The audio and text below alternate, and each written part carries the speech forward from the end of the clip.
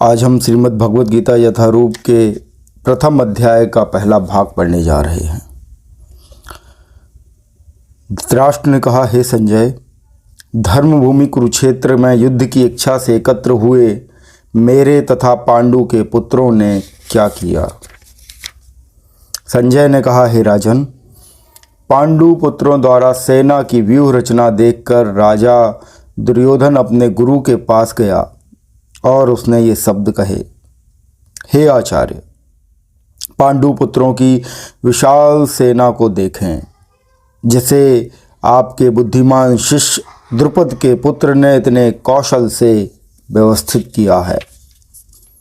इस सेना में भीम तथा अर्जुन जैसे युद्ध करने वाले अनेक वीर धनुर्धर हैं, यथा महारथी युयुधान, विराट तथा द्रुपद। इनके साथ ही दृष्टकेतु, चेकितान, काशीराज, पुरुजित, कुंती भोज तथा शैब्य जैसे महान शक्तिशाली योद्धा भी हैं।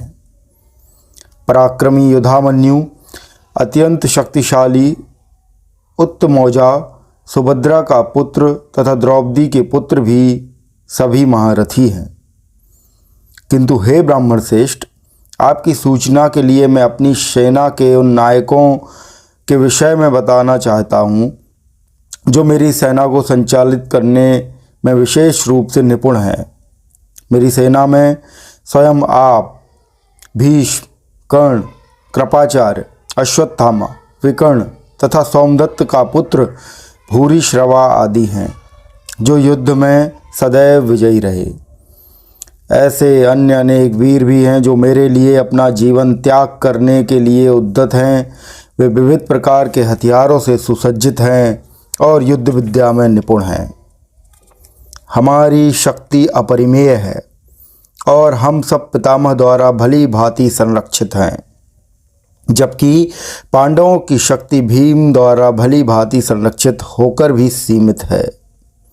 अतएव सैन्य व्यूह में अपने अपने मोर्चों पर खड़े रहकर आप सभी भीष्म पितामह को पूरी सहायता दें। तब कुरुवंश के वयोवृद्ध परम प्रतापी एवं वृद्ध पितामह ने सिंह गर्जना की सी ध्वनि करने वाले अपने शंख को उच्च स्वर में बजाया, जिससे दुर्योधन को हर्ष हुआ। दूसरी ओर से सफ़ेद घोड़ों द्वारा खींचे जाने वाले विशाल रथ पर आसीन कृष्ण तथा अर्जुन अपने अपने